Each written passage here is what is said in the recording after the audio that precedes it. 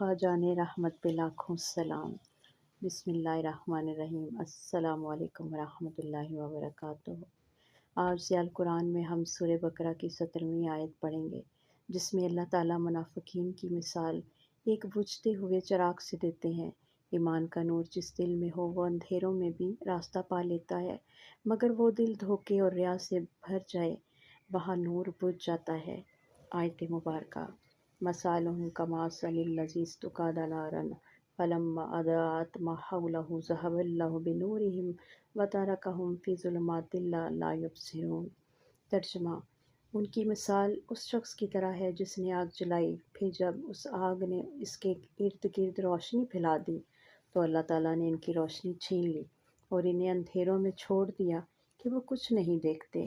تفسیر: یہ آیت ایمان اور نفاق کے فرق کو بہت گہرے انداز میں بیان کرتی ہے۔ منافقین بھی بظاہر ایمان لائے، ان کے دلوں میں ایمان کی روشنی چمکی، لیکن چونکہ وہ اخلاص سے خالی تھے اس لیے جلد ہی وہ نور بجھ گیا۔ جیسے کوئی آگ جلاتا ہے، کچھ دیر روشنی پھیلاتی ہے، مگر جب ایندھن ختم ہو جائے تو اندھیرا چھا جاتا ہے۔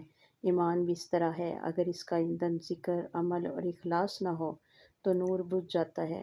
ذہب اللہ بنورہم، اللہ تعالیٰ نے ان کے دل سے ہدایت کا نور چھین لیا۔ اب وہ ظاہری طور پر دیکھتے ہیں مگر باطن کے اندھیرے میں بھٹک رہے ہیں۔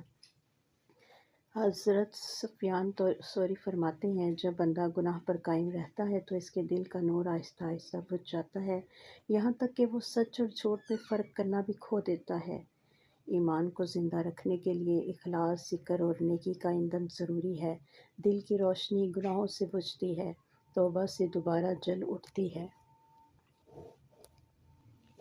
ہر دن اپنے دل کا چراغ دیکھو، کیا وہ روشن ہے یا دھواں ہو چکا ہے؟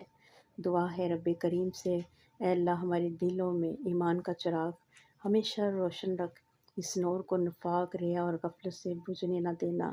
ہمیں ان اندھیروں سے بچا لے جہاں حق نظر نہیں آتا، اور ہمیں اپنے نور ہدایت میں قائم رکھ یہاں تک کہ ہم تجھ سے ملیں تیرے نور کے سائے میں۔ آمین یا رب العالمین۔ یہ تھا ضیاء القرآن کا 17واں سبق، ایمان کی چراغ کو روشن رکھنے کا پیغام۔ یاد رکھیے، دل کا نور اللہ کی محبت سے جلتا ہے اور گناہ کے دھوئیں سے بجھ جاتا ہے۔ آؤ آج اپنے دل کا چراغ دوبارہ جلائیں۔